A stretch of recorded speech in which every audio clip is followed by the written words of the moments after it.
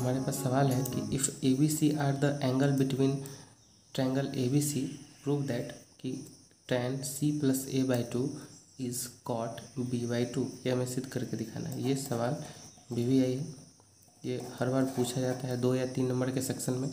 इसके अलावा यही सवाल आपके आर्यस अग्रवाल के या NCERT के एग्जाम्पल में भी दिया गया होगा, तो उसे हम ठीक से बनाएंगे। तो हमें एक ट्रायंगल दिया गया है, तो हम लोग जानते हैं कि ट्रायंगल के तीनों एंगल का सम 180 डिग्री होता है। हम लोग जानते हैं, वी नो कि एंगल A, यहाँ पर A ही मैं लिखता हूँ, A plus B plus C बराबर हमें मिलता है 180 डिग्री। ठीक है, तो हमें यहाँ पर सिद्ध करना है C प्लस A। तो एक काम करते हैं कि A प्लस C को इधर ही रखते हैं और B को उठाकर यहाँ लाते हैं। ठीक है, फिर से इसे आप सुविधा से अरेंज कर सकते हैं, C प्लस A या A प्लस C लिखें, कोई दिक्कत नहीं है। हम दोनों साइड डिवाइड करते हैं 2 से। जब 2 से डिवाइड करेंगे तो हम लिख सकते हैं CA बाई 2, दोनों में 2 से डिवाइड हुआ। इसे 2 से डिवाइड करेंगे, 180 divided by 2 minus B by 2, तो ये कटेगा तो ये 90 आएगा। तो ये सेक्शन कुछ इस तरह से लिख सकते हैं, 90 माइनस B बाई 2 हमें मिलेगा। अब तो यहाँ पर लिख देते हैं, dividing both side by 2 we get, हमें ये मिला। आगे अब हम दोनों साइड tan थीटा से मल्टीप्लाई करेंगे। tan C plus A by 2 बराबर tan 90 माइनस B बाई 2। दोनों तरफ tan से हमने मल्टीप्लाई किया, यहाँ लिखते हैं multiply tan in both side, we get. दोनों तरफ गुना करने पर हमें कुछ ये मिलेगा। तो ये वैल्यू तो कोई चेंज होने से रहा C प्लस A बाई 2, लेकिन हमने जस्ट पढ़ा है कि tan 90 माइनस थीटा हमें मिलता है कॉट थीटा, और थीटा की जगह पर यहाँ B बाई 2 है। तो इस तरह से ये सवाल प्रूव हो गया। इतना ही प्रूव करना है।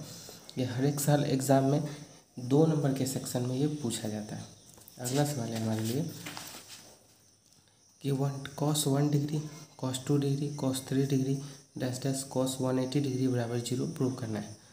अब cos 1 से लेकर cos 80 तक का वैल्यू हमें यहाँ पर दिया गया है, तो हम लिख सकते हैं cos 1 degree, cos 2 degree, cos 3 degree dash dash cos 30 degree dash dash cos 45 degree dash dash cos 60 degree dash dash cos 90 degree dash dash करते हुए cos 180 डिग्री तक। यह इसे हमने लिखा है 1 से लेकर 80 के बीच है, तो कुछ कुछ एंगल को हमने लिखा है यहाँ पर।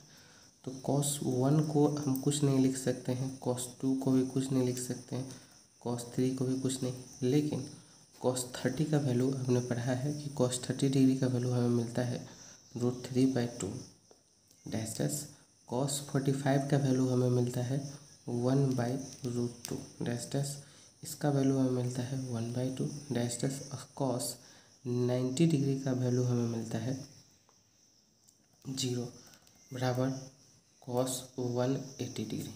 चूँकि ये सारा सेक्शन मल्टीप्लिकेशन के मेथड पर है, मल्टीप्लिकेशन के फॉर्म में है, 0 से किसी सेक्शन में हम गुना करेंगे तो हमें रिजल्टेंट वैल्यू 0 ही मिलेगा। इसलिए LHS equal to RHS prove हो गया। इस तरह से ये छोटा सा सवाल बन गया। अगला सवाल है हमारे लिए कि sin 65 degree cos 75 degree express each angle between 0 to 45। इन सारे एंगल्स को जो 65 यहाँ लिखा हुआ है, इसे हमें 0 से 45 के बीच ही लिखना है। तो 0 से 45 जैसे 1 degree, 2 degree, 35 degree, 42 degree etcetera कुछ भी। तो साइन है, इसे हम लिख सकते हैं 90 डिग्री माइनस 65 डिग्री को, 67 डिग्री को 90 में से कितना 90 में से घटाएंगे तो हमें मिलेगा। तो इस तरह से हम लिख सकते हैं 90 में से 65 को अगर हम घटाएं तो 3, और यह हमें मिलेगा 23 डिग्री। तो साइन 90 माइनस 23 डिग्री प्लस इसे लिख सकते हैं कॉस 90 माइनस 25 डिग्री। 25 को 15 को अगर हम घटाएंगे तो हमें ये मिल जाएगा 75 डिग्री। तो जब 90 माइनस थीटा हमें मिलता है कॉस 90 में से कोई वैल्यू अगर घटता है तो हमें कॉस के रूप में वो चेंज होता है कॉस 23 डिग्री, और ये हमें मिलेगा साइन 15 डिग्री। तो देखिए जो एक्सप्रेस करना था एंगल वो हमने एक्सप्रेस किया 0 से 45 के बीच। ये सवाल बन गया, इतना ही। अगला सवाल ठीक इसी तरह का है कि cosec 54 degree plus sign 72 degree को एक्सप्रेस करना है 0 से 45 के बीच में। तो इसको लेते हैं, इसे भी लिख सकते हैं कॉसेक 90 माइनस 36 डिग्री, और इसे लिख सकते हैं साइन 90 माइनस 18 डिग्री। तो कॉसेक 90 माइनस थीटा हमने पढ़ा है कि सेक थीटा मिलता है सेक 36 डिग्री प्लस ये हमें मिल जाएगा कॉस 15 डिग्री। तो इस तरह से एंगल को हमने 0 से 45 के बीच एक्सप्रेस करके दिखा दिया। यही इसका सॉल्यूशन है, ये नहीं पूछा जाता है किसी भी एग्ज़ाम में। सवाल है हमारे पास कि 2/3 cosec square 58 degree minus 2/3 cot 58 degree into tan 32 degree minus 5/3 tan 13 degree tan 37 degree tan 45 degree tan 53 degree tan 77 degree बराबर -1। ये हमें प्रूव करना है, और ये सेक्शन का आखिरी सवाल भी है हमारे पास। तो LHS लेते हैं। LHS है हमारे पास 2/3 cosec square 58 degree minus 2/3 cot 58 degree, और इस tan 32 को हम लिख सकते हैं tan 90 माइनस 58 डिग्री।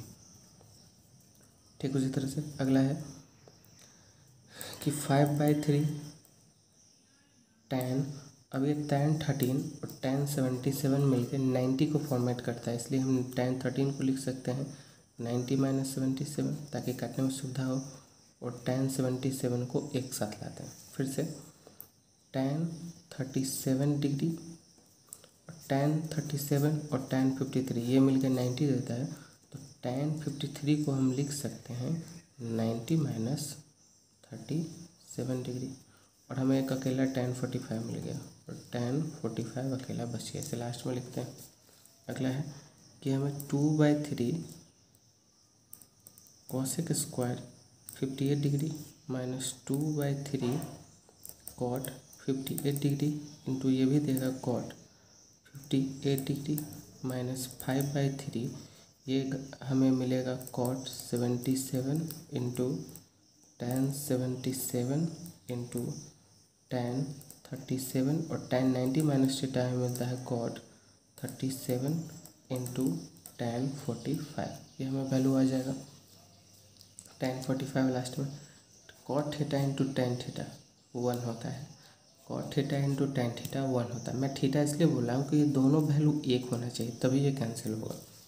फिर से अब कुछ कैंसिल नहीं, तो 2/3 cosec square 58 degree minus 2/3 cot square 58 degree minus 5/3 tan 45 degree, सारा कैंसिल 45 बचेगा।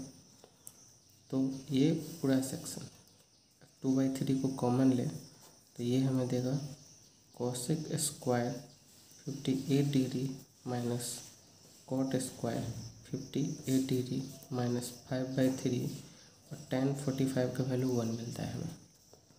2/3 इंटू 1, चूँकि सारे सेक्शन का वैल्यू 1 है इसलिए 1 होगा। 5/3 उससे मिल गया 2/3 माइनस 5/3, कॉमन करेंगे एलसीएम को लेंगे तो 2 माइनस 5 माइनस 3/3 कैंसिल 1 आएगा। इस तरह से -1 प्रूव हो गया। इस तरह से LHS बराबर RHS। अगले सेक्शन में हम लोग आइडेंटिटी